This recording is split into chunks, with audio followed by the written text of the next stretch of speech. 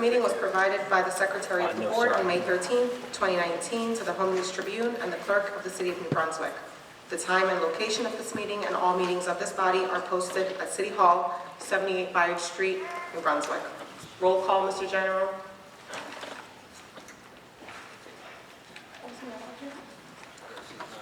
Oh, I'm sorry. Board Member Ortiz. Here. Board Member Sadowski. Here. Board Member Seawood. Board Member Sevilla. Board Member Chutitis. Here. Board Member Spencer. Here. Board Member Varela. Board Member Caldwell. Board Member President Solis. Here. We have a quorum.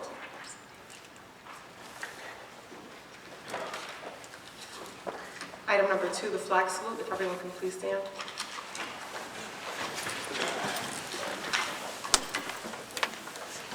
Ready, salute.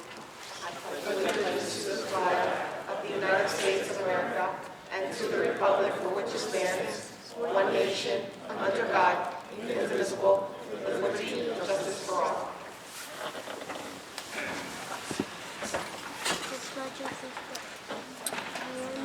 So before we carry on with the meeting, I would just like to make an announcement for all members of the public who are here and would like to participate in the public portion section of this meeting.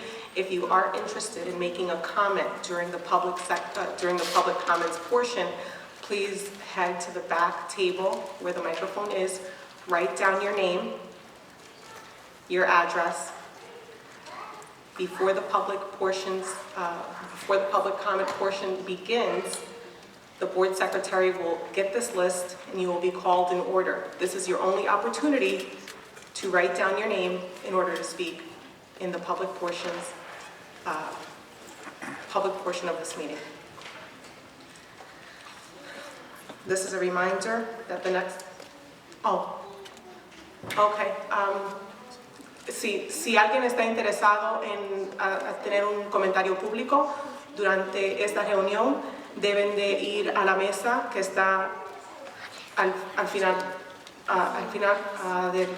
del auditorio, escribir su nombre y su dirección. Esta será la única oportunidad que tendrán para hacer un comentario público. Antes de que lleguemos a esa porción de la reunión, el secretario de la Junta va a tener la lista y las personas se llamarán en orden.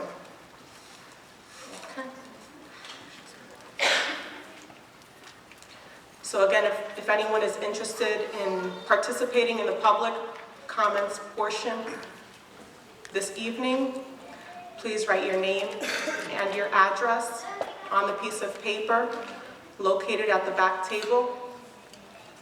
This is your only opportunity to participate. The board secretary will read the names in order off of the list. Thank you. This is a reminder that the next regular monthly Board of Education meeting will be held on Tuesday, December 17th, beginning at 7 p.m. here at the New Brunswick High School auditorium. We have a couple of presentations this evening, and we will start with a presentation by the P-TECH students. Thank you, Ms. Gusa.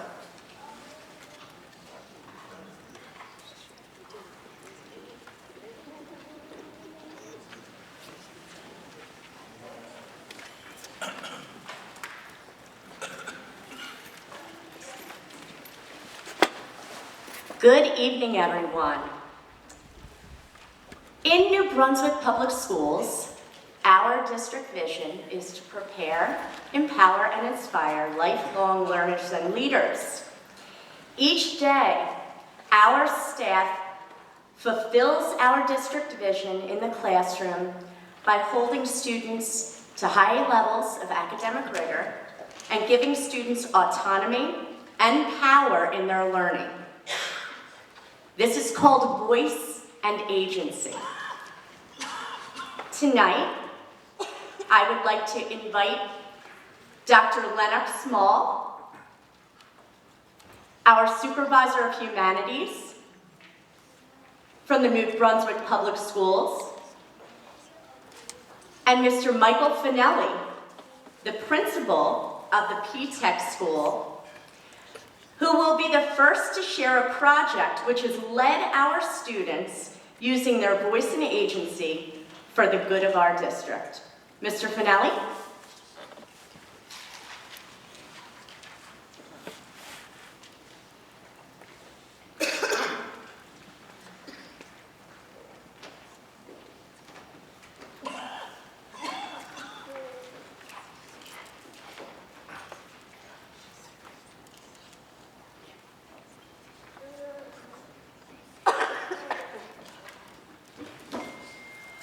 Good evening, everyone. Writer and physician Alfred Mercier once said that what we learn with pleasure, we never forget. What we learn with pleasure, we never forget. This speaks to the transition that we are making in the district and within the humanities department.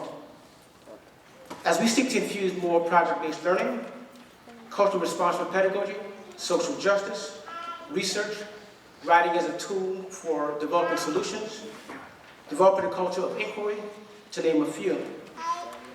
Tonight's presentation from the students in Ms. Grafenac's class, who we'll hear from in a moment, is an example of how the pleasure of learning is taking them outside the confines of their classroom, addressing a policy and an issue that is critical to our community, our state, and our nation.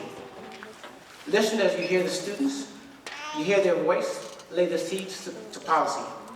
At this time, I'm going to turn the baton over to Mr. Finelli, and he'll tell you how this program began at PTEC. Mr. Finelli. Thank you, Dr. Small. Members of the board and the administration, thank you. At the start of the school year, our first year English teacher, Ms. Grafenakis, was having a conversation in the hallway about an issue that had come up in her class regarding vaping. That slight sidebar conversation led to an entire project-based lesson that students had worked on for a marking period that eventually led to a discussion with the assistant superintendent of how students could have input into policy. Policy that not only affects them in our building, but affects the district and hopefully will improve the health of the city of New Brunswick. So with this time, I'd like to introduce the English teacher and leader of this project, Ms. Nicole Grafenakis.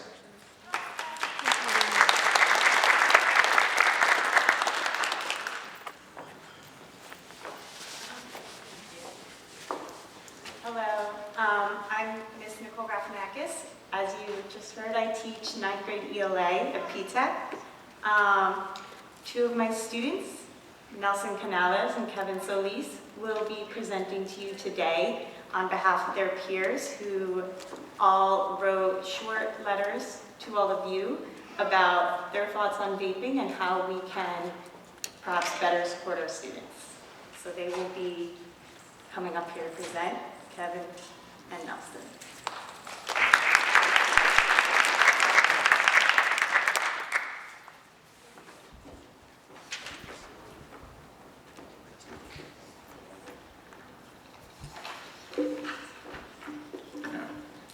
Good afternoon, my name is Kevin Solis. Good afternoon, my name is Nelson Canales. And this is PTEC on vaping. Goals of today's presentation is to share information about what is vaping and the harmful effects it has had on our New Jersey schools. What can New Brunswick Public Schools do to combat vaping in our district? What is vaping?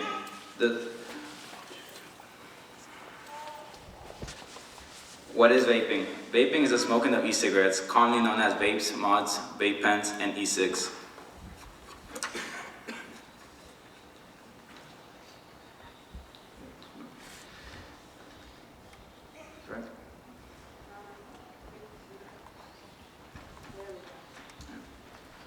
Statistics as of October 2019, 1,888 cases of e-cigarettes products use associated lung injury have been reported to the CDC from 49 states. 31 deaths have been confirmed in 22 states. What are vapes? Juul is a brand of e-cigarettes that is shaped like a USB drive. According to the manufacturer, a single Juul pod contains as much nicotine as a pack of 20 regular cigarettes. Not all e-cigarettes have tobacco in them, but most contain nicotine in them. Many health complications related to vaping have been connected to people using THC vaping products. Vaping companies attract young people by creating fruity flavors and youth-targeted advertisements. New Jersey is currently considering to ban all flavored vaping products. Many young people report using vaping products because they believe them to be harmless than cigarettes. And this graph shows the increase of e-cigarettes used by teens in the last 7 years in New Jersey.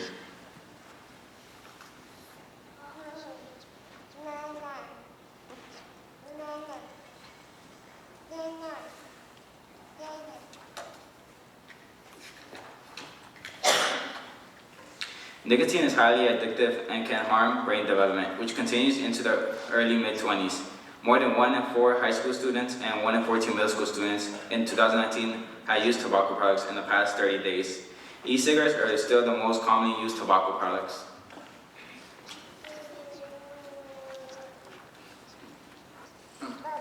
Is vaping an issue in New Jersey schools? The CDC has recently identified vitamin E acetate as a potential harmful agent in vaping products. As the CDC continues to investigate, they state that the only way to ensure that you are not at risk is to refrain from all e-cigarettes and vaping products.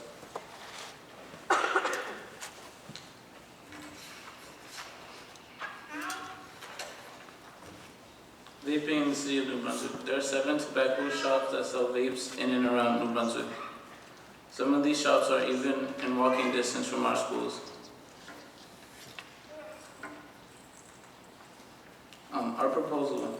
We propose that New Brunswick should update their public schools policy to be a comprehensive tobacco policy.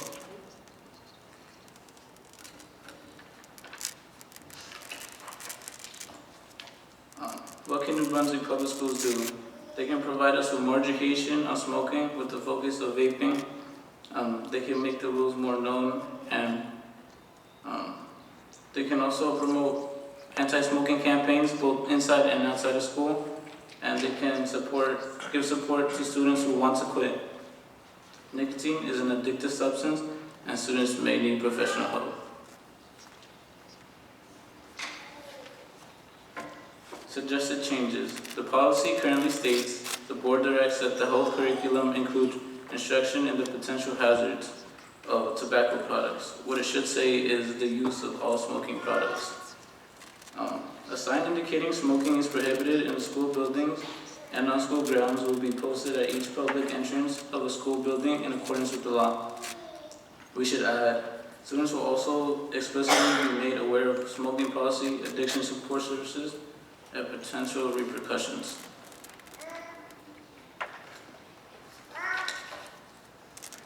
Why? A healthier New Brunswick. A healthier New Brunswick starts with the comprehensive policy, with the professional campaigns in and out of schools, and support for students who want to quit. Thank you.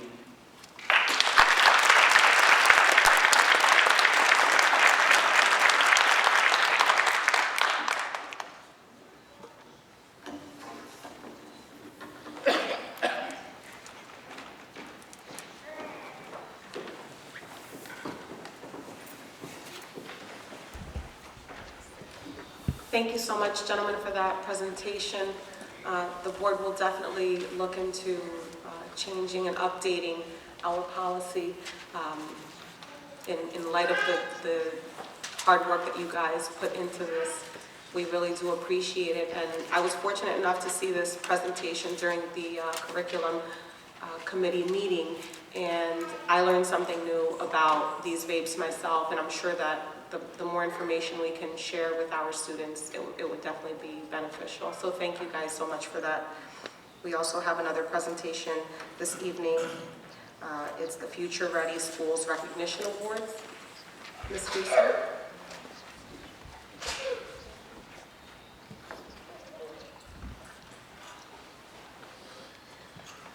I'd like to invite Mr. Andrew Levine, our Director of Technology for the New Brunswick Public Schools, up to recognize our schools for their awards in Future Ready.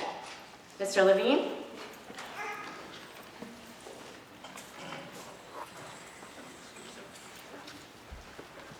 Good evening, everybody. Andrew Levine, Director of Technology here at New Brunswick Public Schools. I'd like to talk about the tremendous job that a good number of our schools have done over the last year with regards to Future Ready certification. So, what is Future Ready? Future Ready Schools is a school certification program designed to support the organization of schools and districts' efforts towards alignment to the National Future Ready Framework and New Jersey's aligned resources to best prepare their students for success in the digital age. So essentially what this is how the districts work with regards to budgets, integrating curriculum, leadership, instructional best practices in the classroom, operational best practices for the district and within schools, as well as technology throughout the schools. This is an ongoing process of planning, implementing, evaluating, and continuing to go through that process to make our schools future ready, to get certification, and to get acknowledged for the great work that actually goes on inside all of our schools. So, over the past couple of years, a number of our schools have gone through the certification process, and last year we were successfully able to get nine schools pass certification last year, which is very exciting. It's a rigorous program, it's a rigorous certification process, and we were successful. So there's three areas or three themes that Future Ready focus on. These themes are leadership, education, and technology.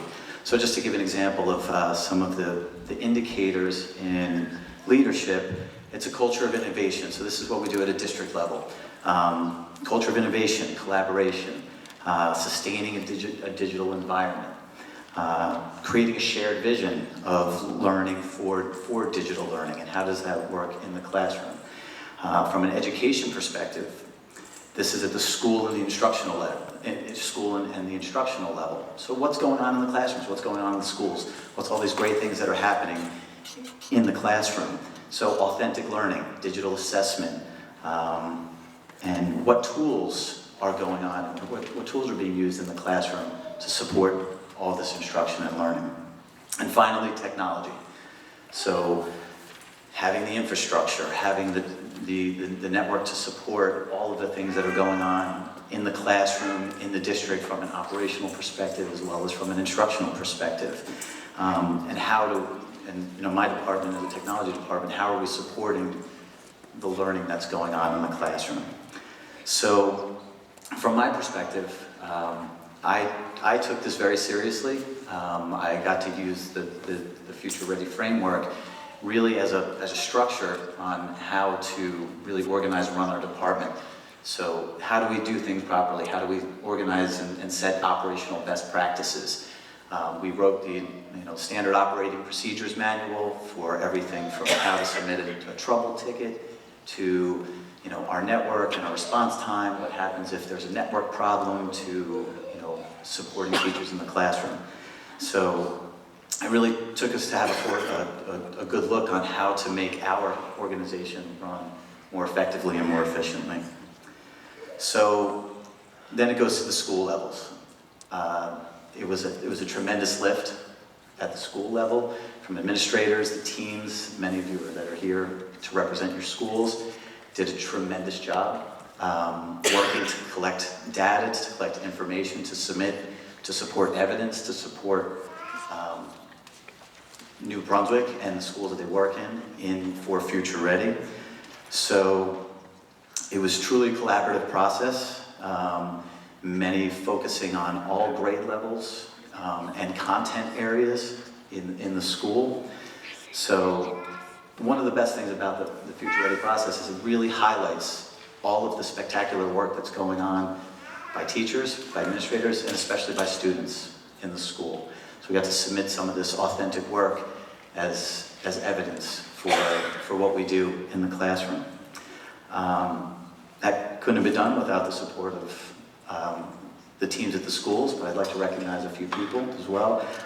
First, I'd like to thank Dr. Johnson and Ms. Scusa for their support throughout this process, and their their supervision through this. But I'd also like to recognize Carla Segarra, who Carla and I worked very closely together throughout this process to make sure that things were working smoothly, so that teams had the support that they need, call up at night, they have questions. You know, we were having a common planning time meeting. Can you come and help us out? Can you explain? So Carla and I were there to do everything. So I'd like to give a shout out to Carla for her work in doing this. And also the technology department for their work and support through this entire process and you know, getting to where we needed to be. One other thing before we start recognizing the schools, I was fortunate to be on the awards committee for Future Ready. So I got to see a lot of schools and the evidence that they submitted and be able to score. And I got to compare what we did as a district to a lot of other schools across the state. And from my perspective, we did a phenomenal job. We really did a phenomenal job in comparison to a lot of schools across the state.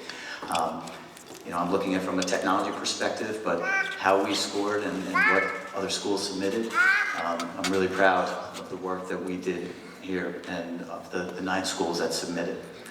So, that being said, I would like to recognize each of the schools and award them with their Future Ready School banner. It's well deserved, and much congratulations. So, the first school, before I go on to that, so this year we're moving towards silver district, silver tier level certification for the district. That's one of our goals. So silver tier is first we start getting schools apply for bronze. Once they successfully complete bronze, then they go for silver. Then once silver, as a district, we can then apply for silver status. And there's only a handful of schools across the state that have gotten this, and we're going to be moving this direction for this year. So it's really essentially taking the schools that have earned bronze, what they've done, and then taking it to the next level, and really showcasing, you know, that next level of work in the Future Ready process. So, that being said, the first school is Woodrow Wilson Elementary School. This year, Woodrow Wilson, they were certified in silver, which is very, very impressive. One of the things about silver certification is that they, as going for silver, have to support and mentor other schools. So the team from Woodrow Wilson was very instrumental in supporting a lot of the other bronze tier schools in their work.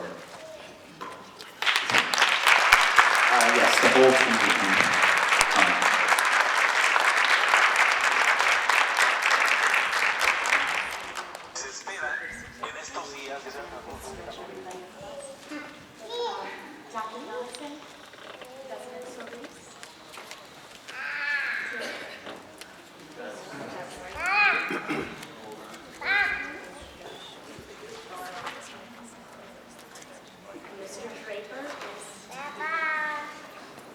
I'm going to ask everyone to move to the center of the stage. Right here. Stop.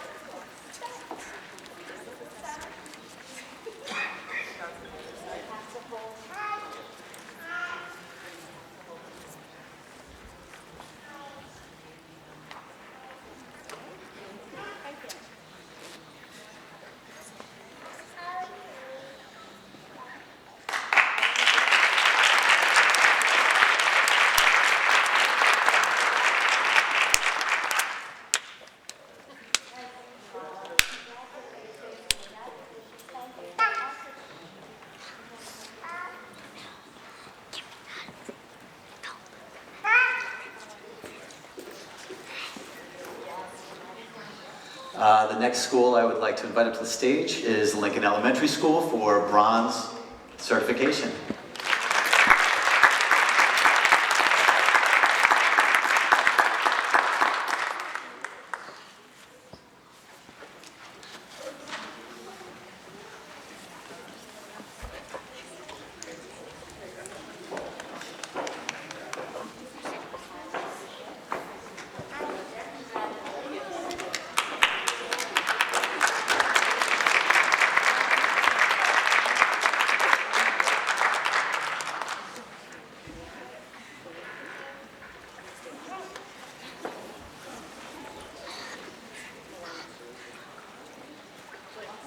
take about 3 steps to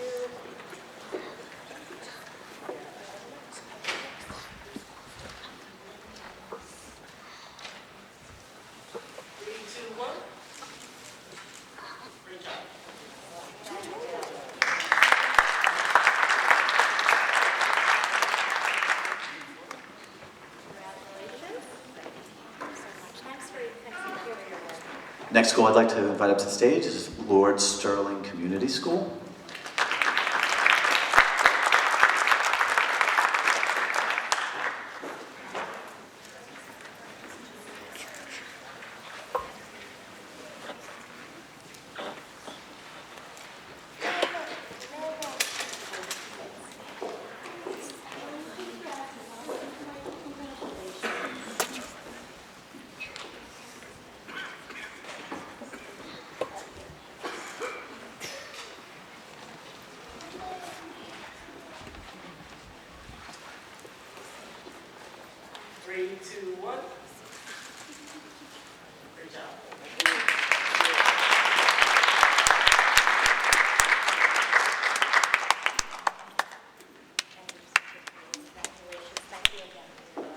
Next school I'd like to invite to the stage, McKinley Community School.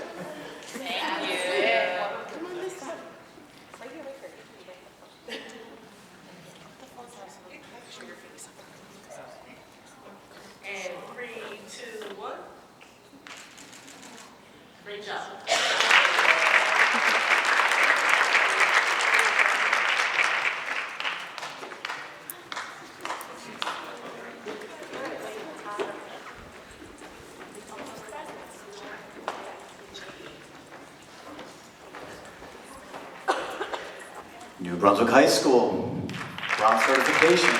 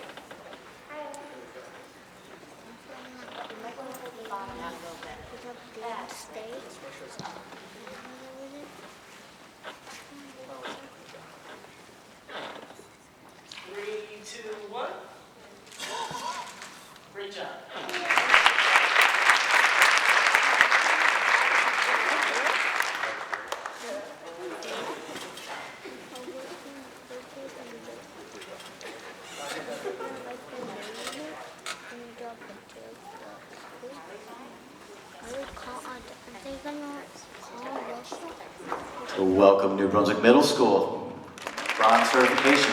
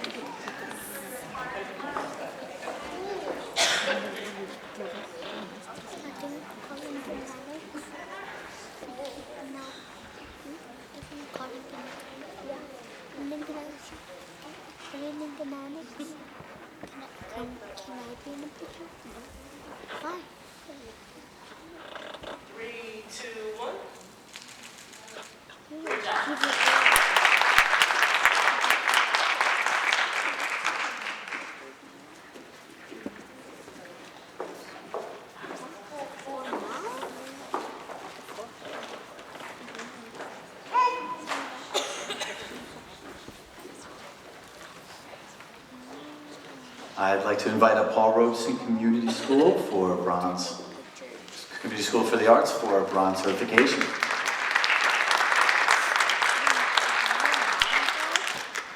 I'm gonna take your phone and my phone if you want to take a picture or record.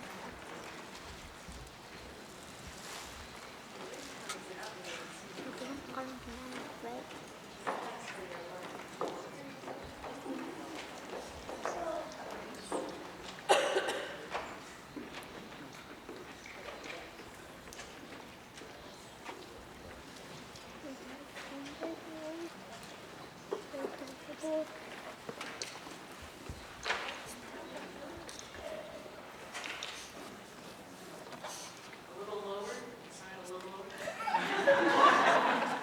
And 3, 2, 1. Great job.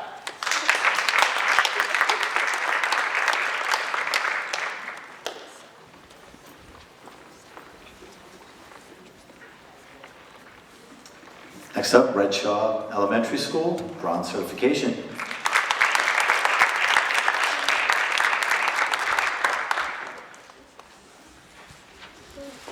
So the next day was a pregnant. The teacher said like red dot and then small school. The they said only Russia, like that's it. Like only Russia.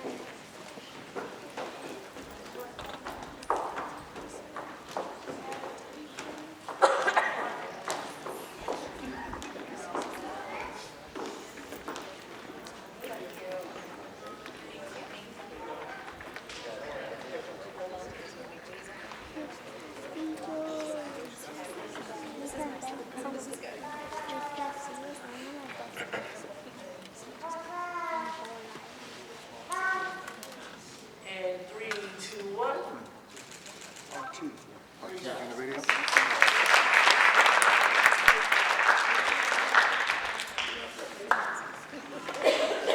Yes, she's the best. Mr. Castillo, Mr. Perez, and your principal, don't that make that? Next up, Roosevelt Elementary School, bronze certification.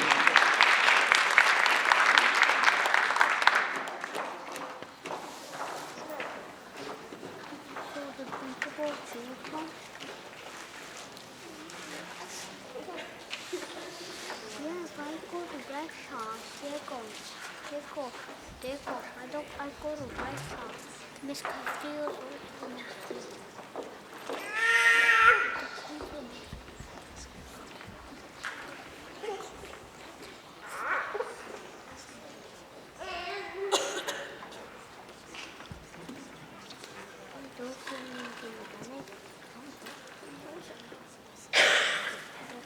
Three, two, one. Great job.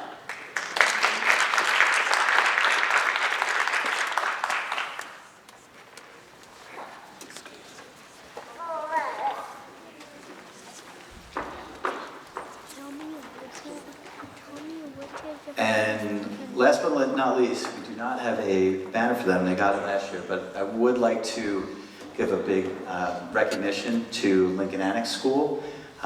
Lincoln Annex School received silver certification last year, and we could not have done this without their help and support, and for them being a mentor throughout this whole process, going to meetings, providing information and documents from the year before and evidence and artifacts to help the other schools to use as a guide. So thank you, Lincoln Annex School, for all your hard work. And thank you, everybody. Thank you, Board of Education.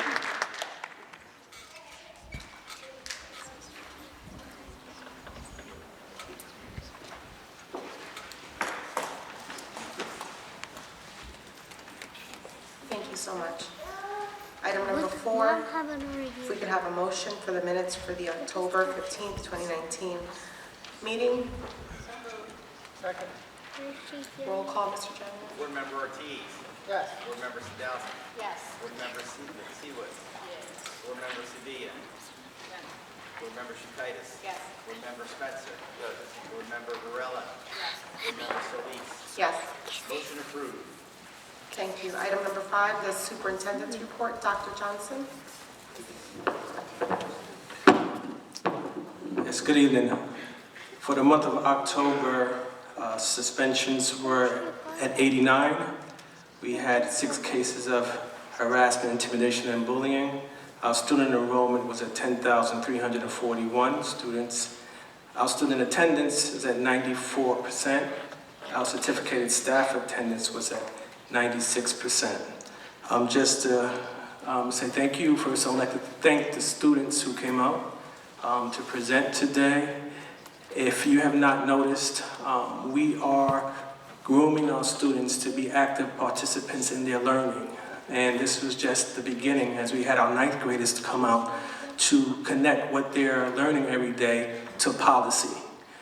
And if we continue to shape our students to let them know that they are the ones in charge of their opportunities and that it lies in reshaping policies, I think that we're on a good start. So again, I want to thank those students. I also like to thank the principals today that are out here and the teachers in terms of what you have done representing New Brunswick. I was very proud to walk on the stage and to have all schools represented as a future-ready school. I know that the work was intensive, but the outcomes is to provide equity and personalized learning to our students where they can also tell us, you know, how they want to learn, when they want to learn, and what they want to learn without guidance. And in order to do that, we do have to have a future-ready framework. So again, thank you so much. That concludes my message for today. Thank you, Dr. Johnson. If I could have a motion to approve the superintendent's report. So moved.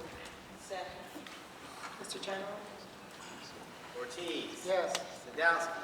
Yes. Seawood. Yes. Sevilla. Yes. Shutitis. Yes. Spencer. Varela. Yes. Solis. Yes. Motion approved. Thank you. Item number 6, the student representative report. Ms. Jaylene Martinez. Thank you, Madam President. On November 13th, the Special Olympics Play Unified Leadership Council had their first Special Olympics Youth Summit this year. This youth leadership program, along with the sports as a foundation, offers a combination of activities that equip students with the tools and training to create sports, classroom, and community experiences lead to a more inclusive and accepting behavior. Their initiative is to reduce bullying and exclusion,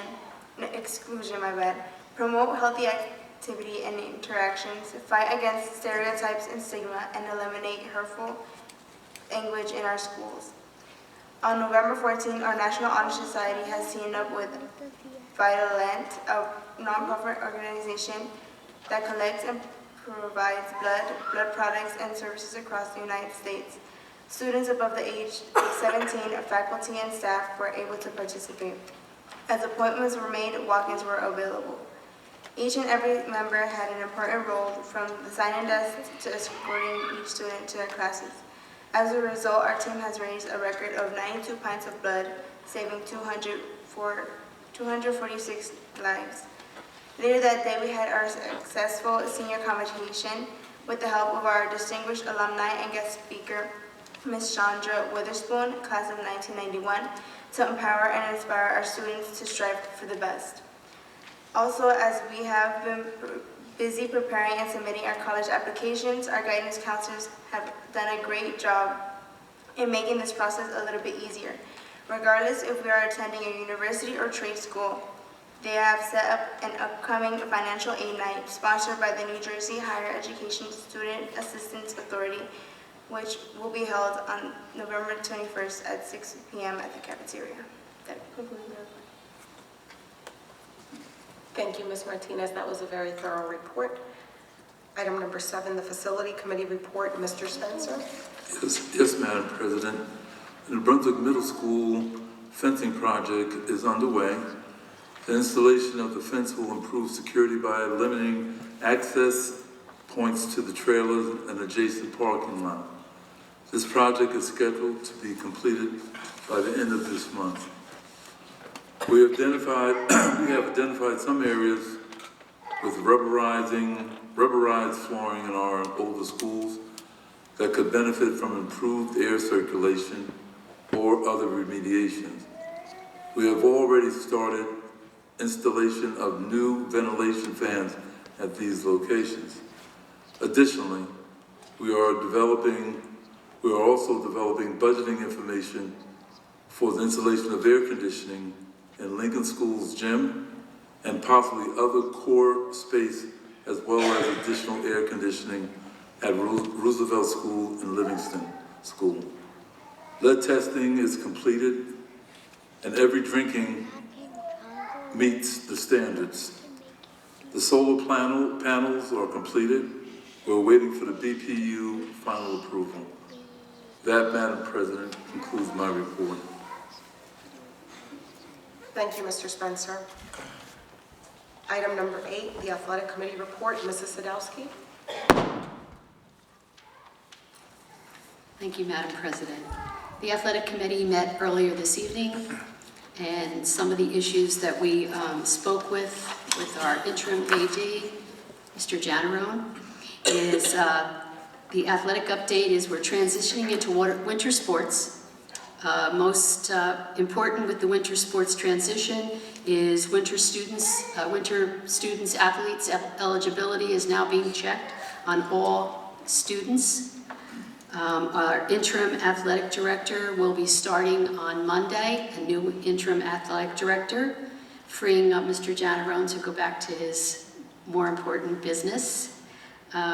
We are conducting full-time athletic director interviews that are being conducted this week. We're looking at winter sport maintenance items, certain things in the wrestling room, such as the clock there and also at the middle school. And the hiring of winter sports coaches. And also we received a $10,000 donation grant from the New York Giants. And Good Sports Incorporated was recommended by the New York Giants, and they're helping us select equipment for all of our athletic teams, not just the football team. We are also in the process of hiring ticket takers and clock operators for our athletic programs. And also a congratulations to the girls tennis team and Coach Mitchell for a wonderful season. And one of our students, this is the first time that they have been selected to the first team red division. Miss Ashley Caldwell was selected, and this is her sophomore year. So congratulations to all the young ladies on the tennis team. That concludes the athletic report, and I do need a motion to accept the October 2019 athletic report and the revised athletic report from September 2019. Second. Ortiz. Yes. Sadowski. Yes. Seawood. Yes. Sevilla. Chikaitis. Yes. Spencer. Yes. Morella. Yes. Caldwell. Excuse me, he's absent. You would vote yes. Solis. Yes. Motion approved. Thank you, Mr. Janarone. Item number 9, the Curriculum and Policy Committee report. Mrs. Seawood. The Curriculum Committee met last week. We had 2 presentations. One, the P-TECH students previewed their presentation for this evening. And we discussed various elements of the policy that needs revising. They made suggestions, so we will be looking forward to introducing a revised policy shortly that cleans up the language. That's for policy 5533 that only talks about smoking. So we will be revising that policy. And we really appreciate them taking on that project. The second presentation was the preschool program, Ms. Parisi, and she presented the revised, updated plan as well as the budget. And I can say included a comprehensive professional development schedule. It was really impressive. And that's all we covered. We were scheduled for another presentation, but that had to be postponed until next month. Anything else? That's the end of our report. Thank you, Mrs. Seawood. We will skip over item number 10, the Educational Services Commission. Since Dr. Caldwell is not present, I'll move on to my report. I'm excited that we have just started the second marking period. I know that this is a time for us to really remind ourselves of our goals for the academic school year, for the district as a whole. I always look at this as a time to really reflect and kind of just remind ourselves of what the goal for the school year is. I would also, on behalf of this board, like to wish everyone a very happy Thanksgiving. We hope that you and all your loved ones stay safe and are in a good place this holiday. We look forward to seeing you again next month. So all the best to everyone. May you all stay healthy and focused. Okay. Item number 12. The public comments portion. Mr. Generone, do you have that list yet?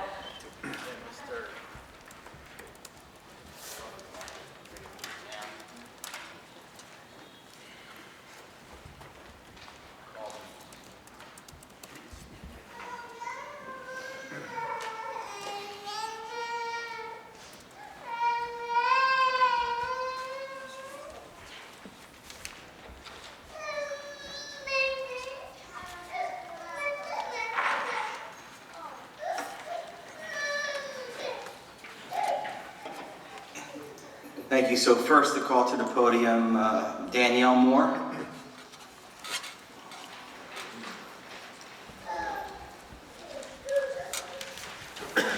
Just as a reminder, everyone is entitled to 5 minutes. The clock will begin as soon as you start speaking. Yes, my name is Danielle Moore. One thing I would like to talk about right now is why I was pretty upset. I didn't get a chance to talk with it at the last meeting due to where with all the awards, so much excitement. That was where you sent out a letter to all parents where the kids were stated to wear uniforms back in August, and that was where parents buying all these uniforms where it stated on here saying that the kids were able to wear yellow uniform skirts. And then in the middle, a month after later with school, where you said that the kids no longer can wear yellow shirts. Can you please tell me why? So this is a policy question. The district policy has been for quite some time white, light blue, or navy blue. I am aware that some of the schools have sent out some misinformation, and Ms. Gusa has sent reminder emails to school administrators to just remind everyone of the board policy, so I do apologize for any misunderstanding. Well, please, next time, maybe it's good to do before the kids get to school with something like that, and then you change the things, please. And then one thing, I don't know if some of you know what I really do. I'm a parent where I care about any student as my own child, where I will like to thank the Middlesex County freeholders in helping make New Brunswick safe. I will not let the city of New Brunswick or the city engineer, Mr. Congolani, take any credit of Livingston Avenue will be made safe again, and properly we hope that it will be safe. I will say, I thank the county for taking the time and working with me, listening to me, what needs to be done, looking at all my pictures, due to where, yes, they have approved Livingston Avenue $6.1 million to be redone to help make it safe again. Starting from Elizabeth Street all the way down to New Street, it will be one lane only, a center lane, new traffic lights that will talk to the kids to tell them help with crossing, plenty more street lights to make the roads brighter, brand new sidewalks, and like I said, I will thank the Middlesex County freeholders for taking the time to listen to me to make it safe.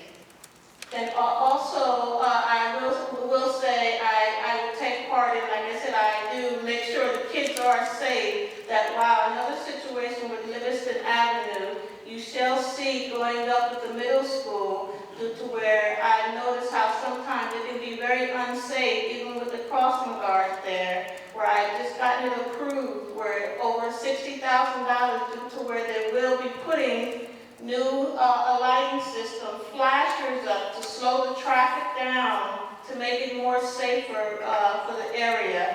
Like I said, due to where I thank all of them for listening to me, but like I said, wow, the credit doesn't go to the city of New Brunswick, it goes to the Middlesex County freeholders. And then also, I will say, for support of the annex school, yes, we'll continue to fight to save the school also. Thank you. Have a good night. Good evening. And just so you are aware, any student that wears the yellow polo shirts, we are allowing them in the schools. They are not being reprimanded for the yellow for the school year, okay? So you can't, well, my child told me, you can't wear the shirts at all. Is that correct? No, if you've already purchased them, your child can wear them to school. That is not a problem. Oh, okay, because like I said, I had called the school and they told me also that for middle school, the kids couldn't wear yellow shirts. And so as of now, you're telling me, wow. So, like I said, I understand that there was some miscommunication at the beginning of the school year. That has been addressed with the administrators in each building. And for this school year, any student that wears yellow, it is permissible. It's allowed. All right, thank you very much. Mr. General, next person, please. Matt Smith.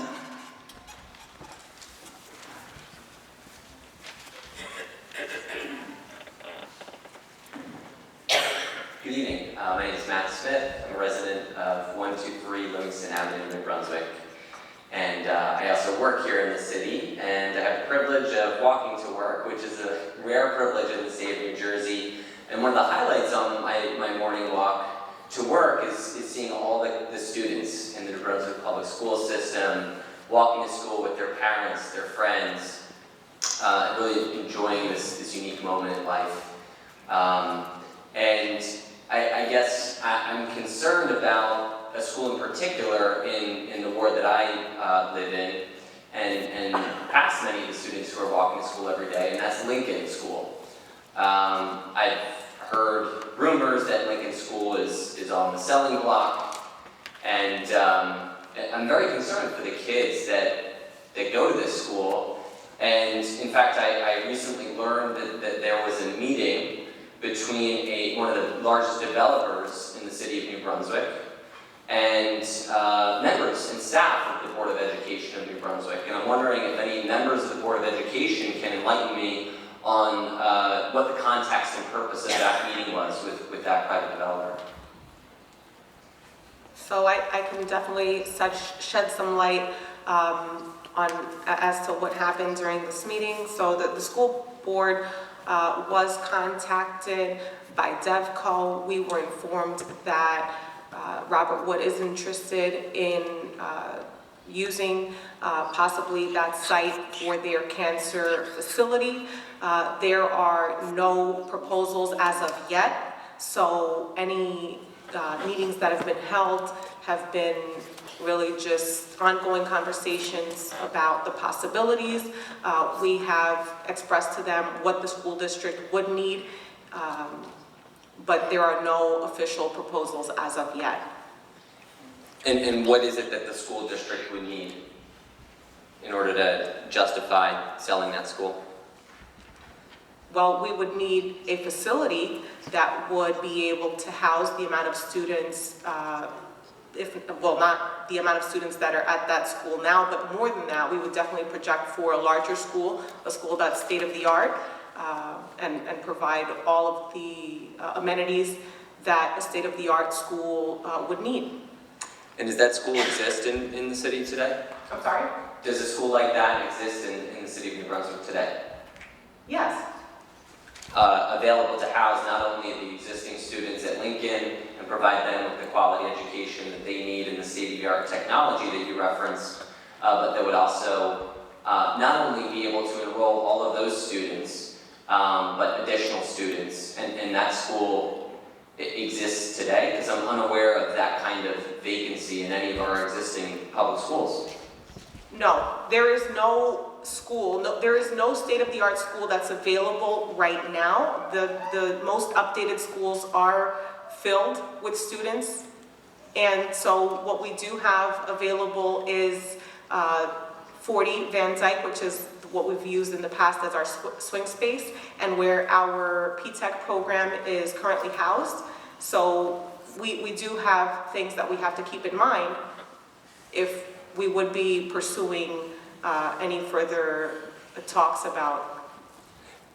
In your estimation, President, is the facility at 40 Van Dyke a state-of-the-art facility for our New Brunswick Public School students?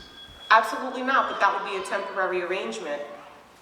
So is that the current plan under, if a proposal was to be made that met the needs of what the Board of Ed perceives those needs to be for the New Brunswick school system, that kids from Lincoln will be moved to the warehouse on 40 Van Dyke, temporarily?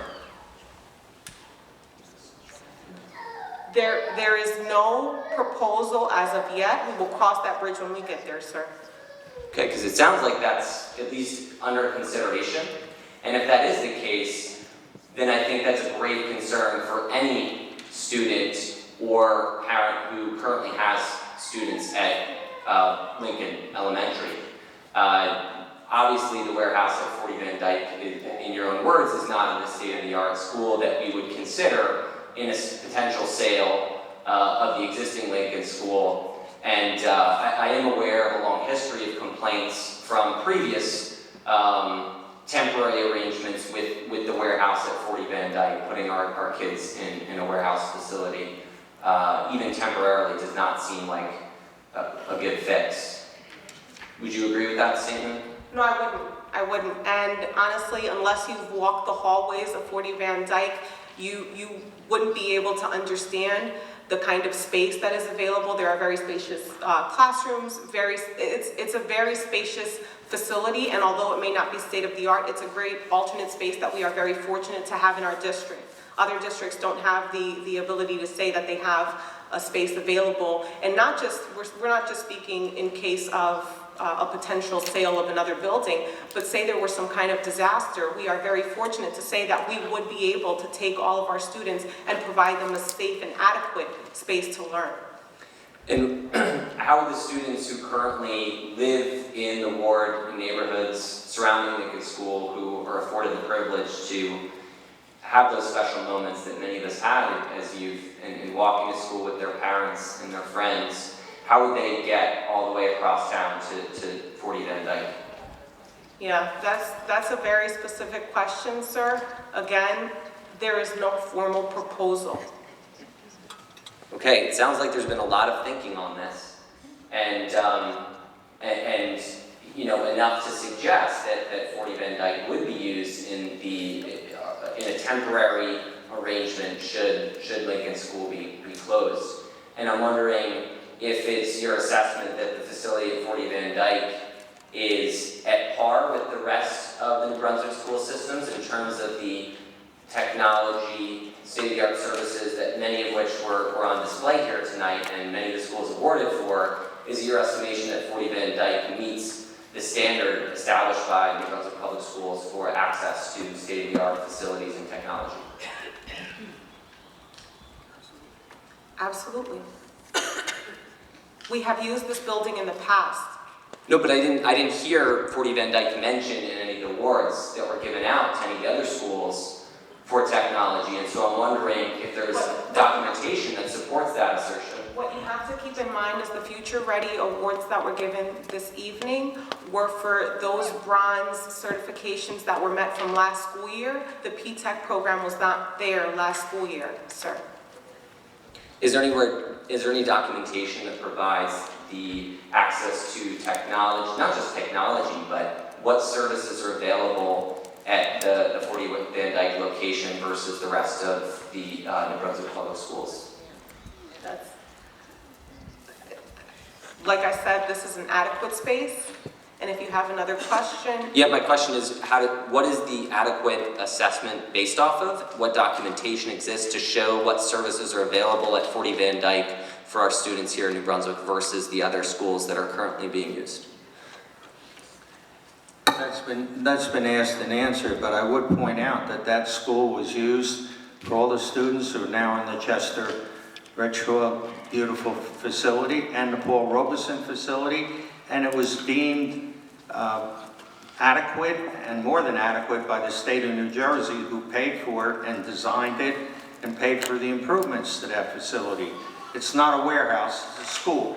So I must have missed the answer to my question about documentation that shows what services. The state of New Jersey approved that school for many, many years for the construction of Chester Retro School and the construction or reconstruction of Paul Robeson. It's been used by our parents, our students, for years, and it's the same facility. So nothing's changed, but...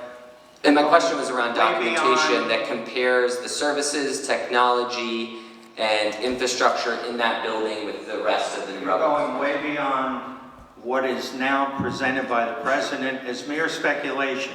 There's talk, but there's no proposals. If there's a proposal... I'm just asking if there's documentation. Is there anything that shows that compares the relative level... I answered your question, sir, and your time's up, by the way. The answer about is there documentation where a resident can go to learn what's available was not answered. Sir, your time's up. Thank you so much for coming out this evening. If there's a decision not to answer the question, then I would like to know why my question is not being answered. Why is there no documentation showing the relative lack of, or the relative quality of... Sir, you're out of order. You're going to be removed from the meeting, please. So we have rules. Good to know that... You don't want to follow them, that there is no answer to these questions. No, there is. You don't want to hear them. My question was not answered. You can pretend like it was. Mr. General, if you could please have the next person. I'd welcome Reginald Parker to the microphone.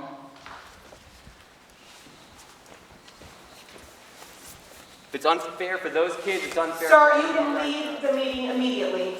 I am, don't worry. Because clearly I'm not getting a question answered, so no point in staying. Good evening, my name is Reginald Parker. I'm a resident of 21 Alexander Street, member of the 5th and 6th Ward Association in New Brunswick. I do thank you today for answering the previous gentleman's questions in regards to the DEFCO meeting and about the speculation about the Lincoln Annex School. I do recognize that at this point this is a speculative situation that really no steps, from what it sounds like, have gone forward to make that decision. I do personally want to come in as a resident, a recent resident of New Brunswick, homeowner, and also a person that had the advantage of going to the University of Rutgers. Well, I appreciate what you do in terms of education, but also would like to ask that, you know, in the situation that if anything were to move forward with that, are there plans for the community in terms of transparency and sort of like the steps that are being taken? I know the one gentleman asked for documentation And you also mentioned the facility itself. Would there be an opportunity for residents to sort of see that PTEC facility and just sort of how it operates? Is that a thing that can happen? Are there times where residents could, observe that space on their own? Unfortunately, at this point in time, there is no opportunity for members of the public or community members to tour our facilities, but we are definitely interested. I know that myself and fellow board members have expressed a big desire to have open houses in our district so we can really showcase all of the great things that we have to offer the students that attend schools in our district. So that is something that we are definitely interested in doing in the near future. No, I appreciate that. That's something that interests me, again, as a recent homeowner in the community, as a person who very recently was married, who's thinking about sort of family planning at some point in the future. These issues are definitely something that I'm personally invested in. Again, I do appreciate order, so really for me, I understand that this is a speculative thing. I'm here today to voice my concern. Anytime that children have to be sort of relocated from a facility, whether it's adequate or not, there is the potential for families having issues with getting their kids to the location, making sure that whenever you're going from one environment to another environment, that can be sort of uprooting. So I'm here today to really voice my concerns about if the proposals were to move forward, sort of that there's transparency and that members of the community are able to, know how you inform your decisions when it comes to this process. So that's really my purpose for being here today. I do thank you for your time. I'm very excited that it seems that the school systems here are doing well, which bodes well, hopefully, for my future. Thank you for your time today. Thank you, sir. I would just like to note that although there has been no proposal as of yet, if and when a proposal is received by this district, the board and the administration would review this proposal, and we would absolutely have public hearings so that we can all be a part of the decision making. Okay, so in that scenario, before any sort of final decision would be made, the public would have a chance to sort of come out And give here. their input, absolutely. All right, much appreciated, thank you. I just want to add a couple things. I don't usually put my personal feelings into things, but I do have, since I've been here as superintendent, the location of Lincoln Annex has been a concern to me just for safety reasons. And reason is that, when I go there, I have to watch the number of ambulances running up and down the street. The traffic pattern for students, for me, is alarming. And it does bring some concerns. So even as a resident, as a parent or whatever, I wonder about that. I mean, there's ambulances coming up and down that street. During dismissals, I'm just waiting. I know we have good people on point and watching, but that commute in that area is really, really congested. The other thing, in terms of facility, it just bothers me that our students don't have the opportunity to even go out for recess in that building. So as a superintendent, if anyone approached me that may provide a better outcome, I am going to listen, which I have, but I'm sure the board here is going to do everything they can for our students, as well as being as transparent as they can to the public and to have that forum. On the other hand, my mother passed from cancer, passed in my arms, so I'm also a crusader for that. And just to know that there's an opportunity here in New Brunswick for a cancer center to be here that will save many lives but create jobs for people is also enlightening for me. So, we're just here, I'm just here listening to things, but I assure you that if I can get a 2-story, 3-story building that's bigger with square footage for students to be able to go out and play, as a superintendent, I must listen, and I do listen to those things. That's a fair point that you're making there in terms of recess. Again, I am a resident. I live maybe about a block or two from there, so I am aware of some of the traffic that goes through there as I traverse through that street myself. No, I do appreciate that your concerns about the students in the community, and I just hope that in the event of a process like that some of the concerns that you yourself have voiced are being advanced, because I 100% agree. As a son of an educator, my mother has a master's degree in education. My father was a police officer, still is. And also as someone that's just an advocate for education, who's also dealt with cancer and things of that nature in his family. I understand that there's two sides of this equation. We just always want to make sure that when we're talking about children and education, that we're taking the steps. And it sounds like you're that is under consideration. So I would hope that that continues to be the case if the proposal were to go forward. And thank you for your time. Thank you. Thank you, sir. Mr. General, if you could please call the next person. Mr. David Blevins.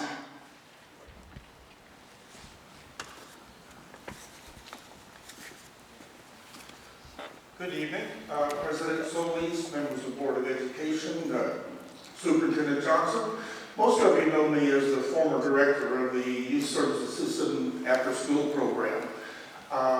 In terms of transparency, I should also let you know that I live less than a block from the Lincoln Annex School, and so I'm quite familiar with everything from traffic patterns to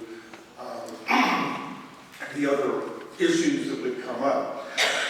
First, I'd like to simply mention that I'm very much in favor of the Robert Wood Johnson Barnabas development of a cancer program in New Brunswick. There's significant state dollars already allocated for this, and I think it will be very good for New Brunswick.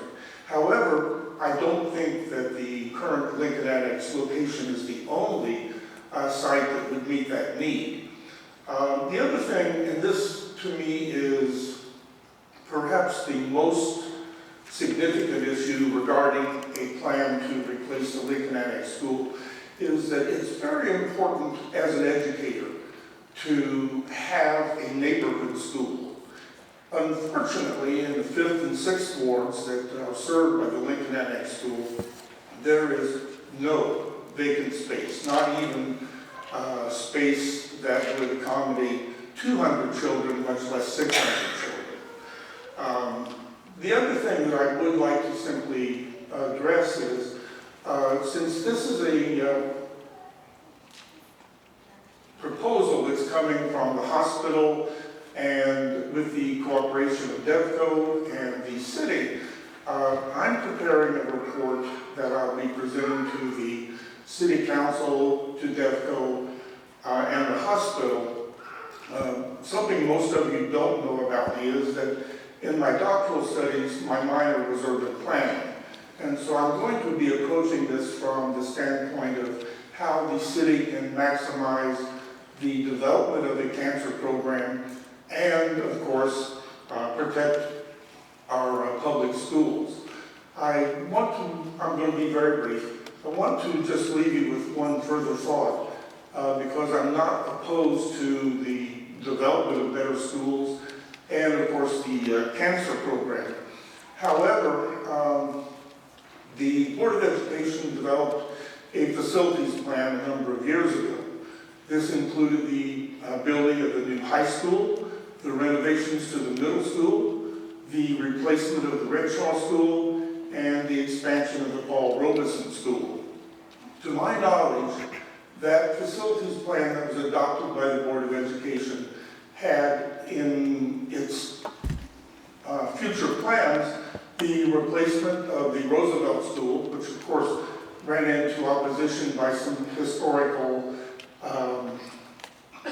advocates. And of course, there was a lack of state funding for a replacement of the Lincoln School, and the state refused to replace the Livingston School when they developed a new Renshaw School across the street from it. So I would ask the Board of Education to go back, look at the facilities plan that is currently in your approval, and update that so that you would have very concrete plans that could be looked at as this proposal from the hospital and DevCo is being considered. So thank you very much for listening to me. I look forward to following this. I know it's going to be a long-term plan because This just surfaced fairly recently. But please include an update on the facilities plan and consideration of alternatives that would work to keep a neighborhood school in that area. Thank you very much. Thank you.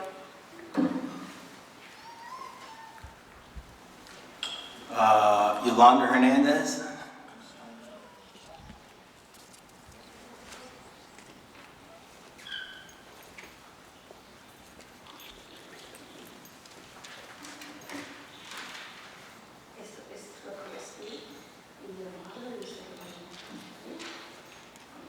Buenas tardes. Good evening. Agradezco mucho lo de que hayan volteado a ver la necesidad de los aires acondicionados. I'm very thankful that you look into the problem we have with the air conditioning in some of the schools. Quiero mencionar que el cambio climático versus las escuelas viejas. ¿Qué está haciendo la Junta para enfrentar esta situación? I would like to know what is the board doing?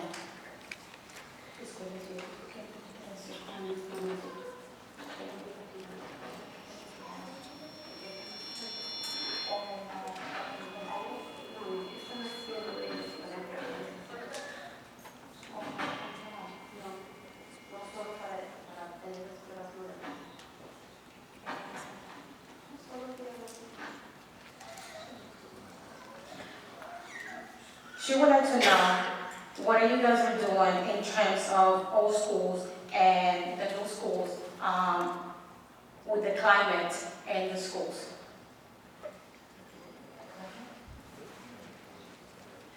I want to know, the time is changed now. Everybody knows who that happened in the era. I want to know what the board doing with the old buildings. We have 3 buildings that more than 100 years old. Why they do for the future? I think it's not good for the students to have the student in a buildings like a 150 years old building. It's not good now. And then the next comment is when the superintendent say the Lincoln don't have place for students play. So we have the same situation in Lincoln and Livingston and Roosevelt. The playground, they don't have a playground. It's a parking. And in the summer, when I walk, I'm very sad because the child try to play on a parking lot. I'm so sad. I have 3 children, and they go in the future in that school. So I think we need to think about that because I'm sure that kids learn when they play. And when they play in a parking lot, I think it's not to jugar en un parqueo, no inspira a nadie, no es creativo y tampoco es saludable. Playing in a playground is not creative, it's not healthy for the students. And I want to say too, I come like 2 months ago and I say the agenda is, I think is good when they print out in Spanish language. I try to learn English and it's very hard for me, but I want to learn. And when I read, it's very difficult. And I have a hard life. And I need to read because it's the future for my child. And I want to know what happened in the future. And that's it.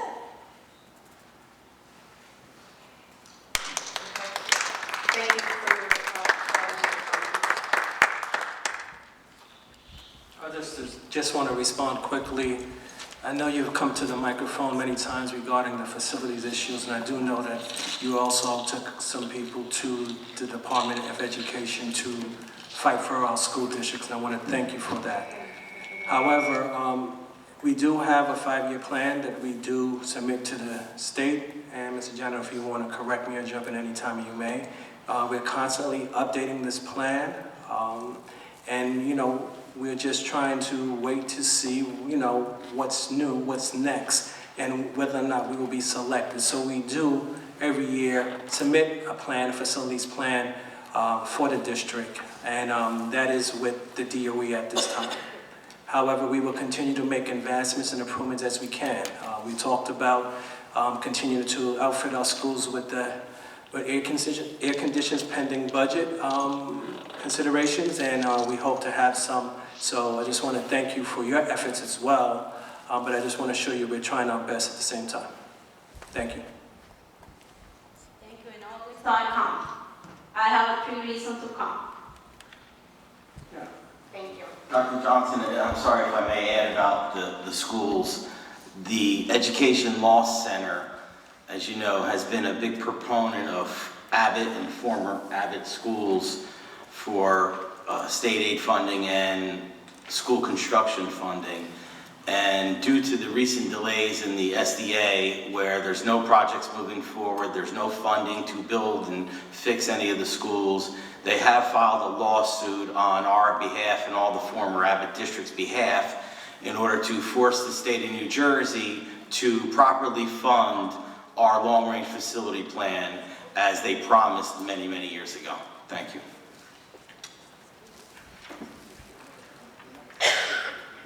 Next person, Mr. John. The fundings we don't have, but now,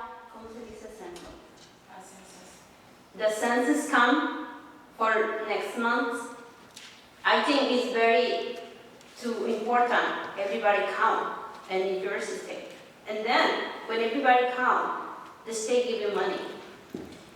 So, I think the board maybe do something to send information about parents, because sometimes we don't fill up anything because we are scared. But the census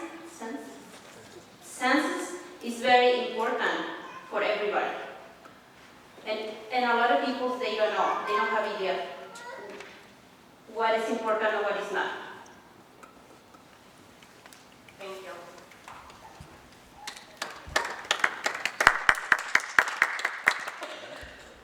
Okay, call Norberta Paredes.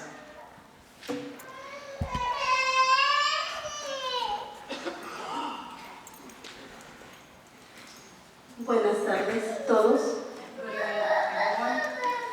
Mi nombre es Norberta Paredes. Vivo en New Brunswick, 348 de Lebanon. I live in New Brunswick, 349 Lebanon Street. Yo tengo un hijo en Lincoln School. I have a son in Lincoln School. Mi pregunta de esta noche es porque he visto las noticias de lo que sucedió en California. Since I have a son in Lincoln School, I have seen the news and I have seen what happened in California. Mi pregunta es, si ustedes están haciendo algo para que la seguridad mejore en las escuelas y no suceda algo así como lo que pasó ahí. My question is, what is the district doing in terms of the student safety in this case so it doesn't happen in any Brunswick schools? So our district has always had many security measures in place. Everyone that comes into any one of our schools needs to present proper identification. No one is allowed to wander the school, any one of our schools.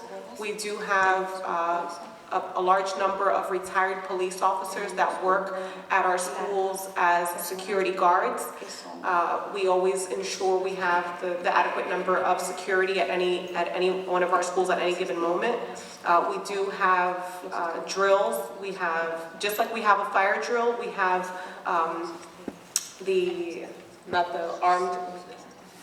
we have the safety security drills and lockdown drills where students practice where they would go inside of their classroom, the doors are locked, and these are policies and things that we've had in place for many years to ensure the safety not just of our students but all of our staff.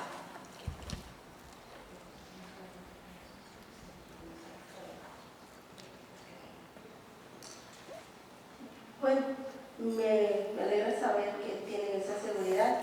I'm very thankful that the students have that safety. Bueno, pregunto porque también al entrar aquí, pues yo entré como si nada, mi nadie me revisó, entonces digo, si la seguridad es buena.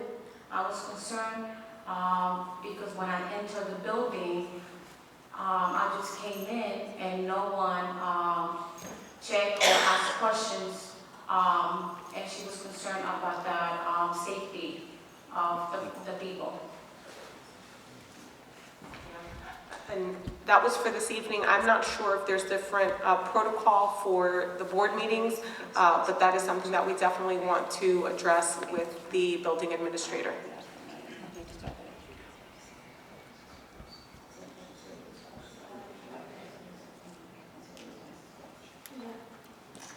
Ok, pues gracias por escucharme y referente a lo que habló la señora Yolanda de las escuelas. Thank you for listening. And I have another question. Thank my friends what Ms. Yolanda said about that air in the schools. Que nos gustaría que fueran en mejores condiciones, ya que los niños son los que soportan los malos climas. Since we have old schools, she's concerned about the air in the old schools, and she would like to know what is the district is going to do to be able for the students to have better air in the buildings. That's already been addressed. Eso ya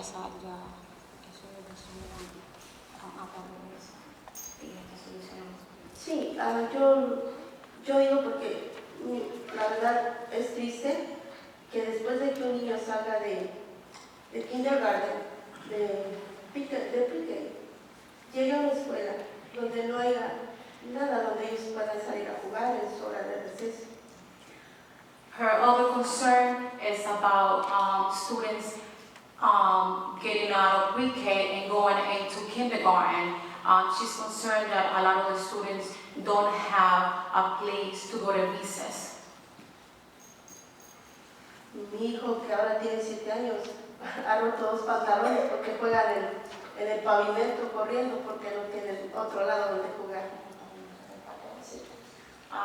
My son is 7 years old, and basically his pants ripped since he's playing in the parking lot of the school.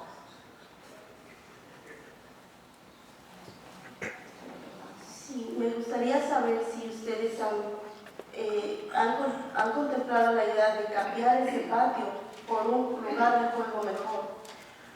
She would like to know if you have, if the board has considered and looking into a new place for the students to have recess, a new location for them to play. Now, if she's just asking specifically on Lincoln School, No, Lincoln School, Roosevelt, and Livingston School. She is asking for the 3 schools, Lincoln, Roosevelt, and Livingston School. okay, so we hear your concerns and we will take them under advisement.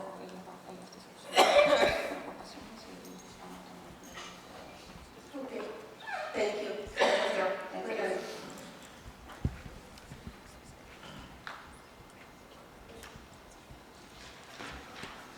Charlie Cradle.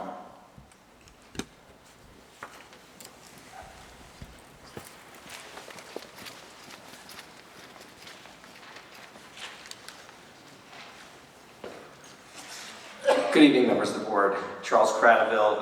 On Resolution AC, this is for the solar project. I see Lincoln Annex School solar project was completed. When was it completed?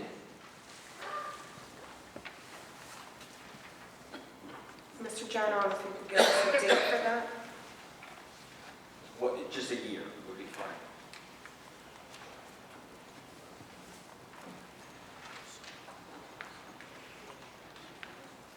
I'm sorry, say that again. Which school did you ask about? Lincoln Annex. I didn't know it had solar panels. It does? It was completed in the summer. Okay, so just in my view, another reason not to sell the Lincoln Annex School if it has brand new solar panels, part of a multi-million-dollar project. And the P-Tech school at 40 Van Dyke, can you tell me what percentage of the 40 Van Dyke location is taken up by P-Tech right now? How much is left over for a potential temporary home to the Lincoln Annex? I wouldn't know an exact percentage. Frank, would you be able to maybe? Ballpark. Mr. LaDolce?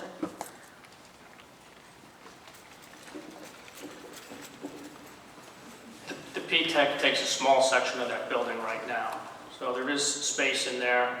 We haven't really determined if there's enough space to put what school in there or not. But again, part of putting P-Tech in there was always leaving enough space for future, whether it was an emergency, such as we had a couple of years with Roosevelt when we had the flood, or if the state does come in and say, hey, we need to start looking at your facilities again, Roosevelt, Lincoln, to swing a school. So we wanted to make sure that we did not impede that to be used as swing space in the P-Tech project.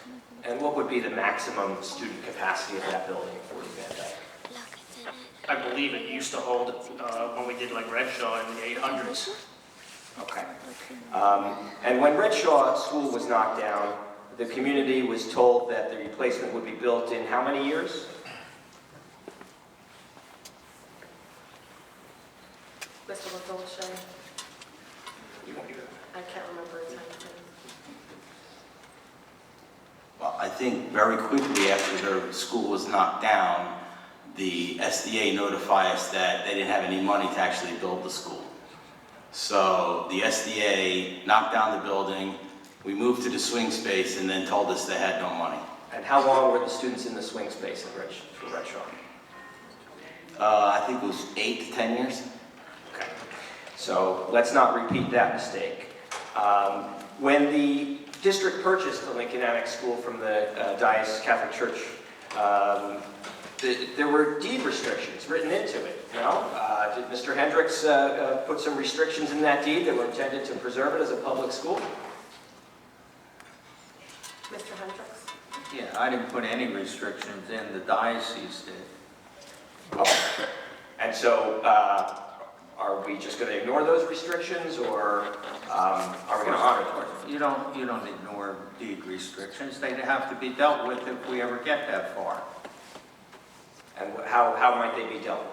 Well, I can't disclose that now, but they would have to be dealt with. You can't buy a piece of property that's restricted, simple as that. So if there's a restriction, which there is, it would have to be resolved with the Diocese of Touch. Okay. So there was a meeting, as was discussed earlier tonight, October 11th at DevCo headquarters. And I want to thank you, Madam President, for informing us that that meeting had happened. I'll point out that it was not mentioned in the Facilities Committee report last month. It was not mentioned in the Facilities Committee report this month.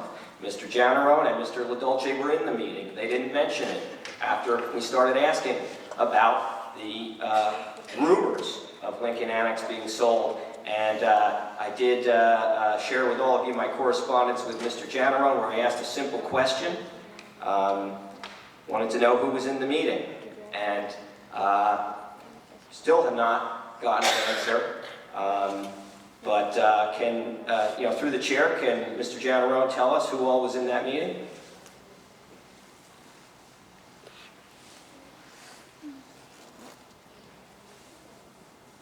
I'll answer for him. If there wasn't, I didn't attend the meeting, but I presume if our board president says there was a meeting, I believe there was. If it was negotiations about purchasing or selling real estate, that would be not subject to disclosure at this time. So through the chair, again, for Mr. Janarone, who was in the meeting, can he tell us who else was in the meeting?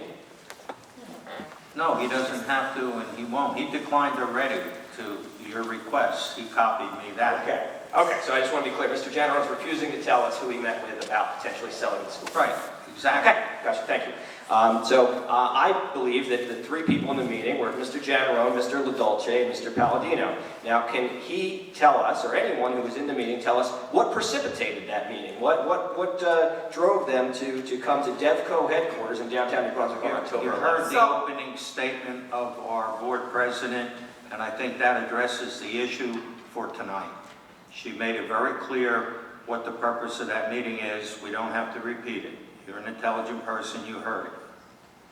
Well, thank you for the compliment, but I do think it's important to have all the facts on the record. And I know at the last meeting, Ms. Solis, you said this, and I believe you meant it, when you said that the board wishes to have nothing but full transparency with the community. And I would submit that these dodgy, evasive responses are not full transparency. So I'll move on with my questions, but I gotta ask, why on earth didn't Mr. Janarone and Mr. LaDolce bring their attorney? Why didn't Mr. Hendricks come with them to this meeting? If they're talking about selling a school, Mr. Hendricks has been representing this board for 23 years, he says. He went to that school, and he also has lived on that side of town for a long time. Why didn't they bring the attorney? You know, Mr. Cradle, I know you're dying to know the answers about this clandestine meeting that you believe happened and some conspiracy that went on, okay? The meeting, I gave you the documents per your open public records request. I'll continue to answer your open public records request. I gave you the information that I presented to them, where the meeting we told them what the Board of Education would require if and when they ever presented us a proposal for the school. Thank you. And you did not answer my question. Why on earth didn't you bring your attorney to the meeting? To answer your question, Mr. Cradaville, the attorney does not need to be present because the attorney, if and when a proposal would happen, only would get involved in the contractual portion of it to follow the district's best interest. Now, if this is just a conversation between two different entities, the attorney need not be present. Need not, but a best practice would certainly be to have your attorney present. And I think also members of the Facilities Committee should have been there too. But nevertheless, we had three folks, none of whom live in New Brunswick, get together at the offices, not of the Board of Education, but at the offices of a developer to discuss selling one of our public schools. So I think it was a mistake to leave Mr. Hendricks out of the meeting, it was a mistake to leave the board members out of the meeting, and it's more cause for concern. So I'm not trying to be conspiratorial here, but the answers are not sufficient. They are actually concerning. So I'll continue with my questions. Mr. Janarone tells me he didn't take any notes during the meeting. Through the chair, did Mr. LaDolce take any notes during the meeting? Mr. Cradaville, you are out of time. Ms. Solis, I really implore you to just please ask. You're out of time, Mr. Cradaville. Thank you so much for your concern. There's a number of other questions I have. I'm not trying to cause problems. You're out of order, Mr. Cradaville. Thank you. Listen, this is not. So, you spoke about the Education Law Center. Mr. Cradaville, you're not doing this evening. You are out of order. And if you don't stop, you will be asked to leave the meeting immediately. Mr. Janarone, please call the next person to the microphone. There's no other speakers, Madam President. You are out of order, sir. But 30 still aren't, despite Mr. Janarone, if you could please call the next person to the microphone. There are no next orders, so why don't you just call resolution You have nothing to say on the special education program, being non-compliant with our state law? to There was approve nobody else? the consent agenda. Okay, thank you, Mr. Janarone. Shameful, Seeing as how there's disgraceful. nobody else listed for the public comments portion, we will move on and I'll request a motion to approve the consent agenda items. Thank you so much. For that, let me just... Yes. Sadowski. Seawood. Sevilla. Chukaitis. Yes, I abstain on items E and N. Spencer. Yes. Varela. Solis. Yes. Motion approved. Item number 14, the Finance Committee report. Dr. Caldwell is not here. Is there any other board member who'd like to present the Finance Committee report? No. And that one does not need a motion, so we'll move on to the resolution for closed session. Whereas the Open Public Meetings Act, NJSA 10:4-6, provides that certain matters of a public body may be discussed in closed session, and whereas the Board of Education intends to discuss matters as follows. Personnel matters? Oh, I'm sorry. Someone move the Finance Committee report. Thank you. Member Ortiz. Yes. Sadowski. Yes. Seawood. Sevilla. Chakaitis. Yes. Spencer. Just abstain on page 7, page 20 and 21. So noted. Morella. I need to abstain on pages 25 and 26. So noted. Solis. Yes. Thank you, Madam President. There's a motion on the floor to go to closed session.